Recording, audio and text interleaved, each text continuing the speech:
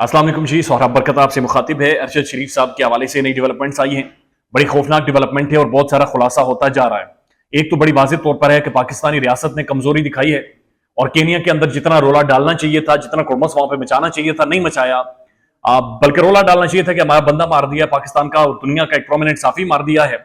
सबको कटहरे में लाएं, उन्हें पाकिस्तान लेकर आए और उन्हें इन्वेस्टिगेट करें, लेकिन ऐसी चीज हो नहीं रही। बुनियादी तौर पर जो पाकिस्तान की एक टीम केनिया में गई थी मामले को इन्वेस्टिगेट करने, उनके जो बयान सामने आ रहे हैं उसने और ज्यादा आईब्रोज खड़े कर दिए, उसने और ज्यादा मामले को गंभीर और तशवीशनाक बना दिया है। अब मोहसिन हसन भट्ट साहब हैं, ये एफआईए के एक ऑफिसर हैं, ये भी केनिया के अंदर मौजूद थे। इन्होंने वॉइस ऑफ अमेरिका को इंटरव्यू दिया है और उस इंटरव्यू में इन्होंने कहा है कि बुनियादी तौर पर जो केनिया की पुलिस थी वो इस टारगेट किलिंग में डायरेक्टली मुलविस रही है, यानी कि अरशद साहब को गोलियां मारने में केनियन पुलिस का बराह रास्त हाथ है। और साथ साथ ये आपको बताते चले कि केनिया की जिस पुलिस ने अरशद साहब को मारा है ये कोई आम पुलिस नहीं है, ये उनकी एक मखसूस जीएसयू यूनिट है जो कि एक स्पेशल ट्रेंड फोर्स है जिनके पास जदीद मॉडर्न वेपन है और ये उसमें ये उस ऑपरेशन में इन्वॉल्व हुई है। यानी कि जो आम पुलिस वाला था जो नाकों पर खड़ा होता है या जो सड़कों पर खड़ा होता है, ये वो नहीं थे।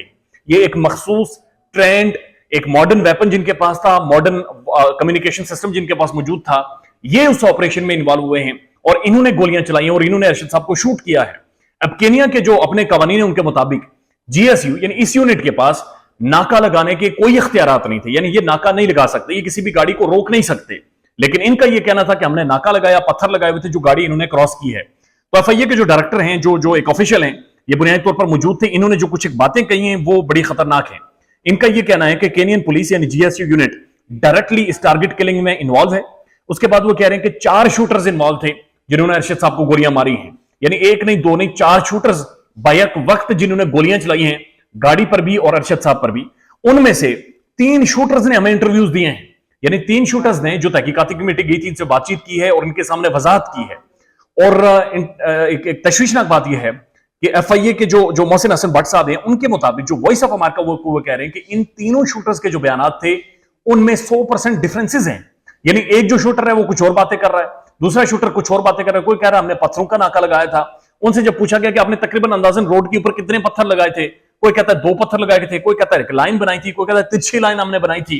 और मजीद ऐसे सवाल हैं जो उन 3 शूटर से पूछे गए लेकिन वो जवाब नहीं दे सके, यानी जवाब दे भी रहे हैं तो कोई अलग बात कर रहा है, कोई अलग बात कर रहा है। और टाइम जो बुनियादी तौर पर शूटिंग का टाइम था जिस वक्त वो जीएसयू यूनिट वहां मगाड़ी सड़क के ऊपर मौजूद थी, वो टाइम भी इन्होंने अलग अलग बताए हैं।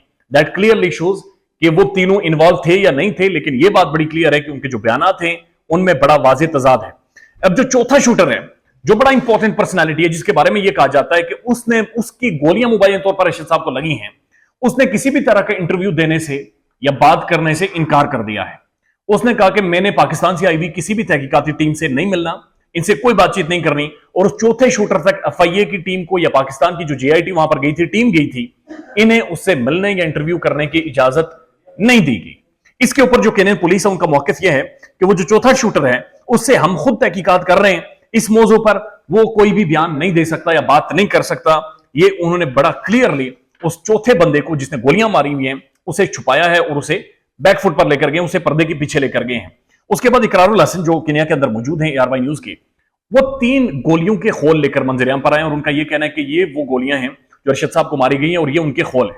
इसके ऊपर एक बड़ी तशवीश और एक डिबेट शुरू हो गई है कि 19 दिन हो गए हैं। इन 19 दिनों में डीडब्ल्यू के साफी गए, वॉइस ऑफ अमेरिका के साफी वहां पर मौजूद थे, पाकिस्तान के साफी कुछ गए, पाकिस्तान की टीम्स गई वहां पर, केनिया की तमाम तर टीम्स, लोकल यूट्यूबर, फेसबुक जो मोबाइल फोन इस्तेमाल करता था, आम चरवाहा, सब उस जगह पर गुजरे गए। तो कहां से इकरारुल हसन के पास होता 3 से 4 गोलियां आई हैं, किस तरह से इकरारुल हसन को उन गोलियों की खोल वहां पर मिल सकते हैं? This should be a very interesting thing जिसके ऊपर मजीद डिबेट होनी चाहिए। ख्याल रखिएगा अपना। अल्लाह हाफिज।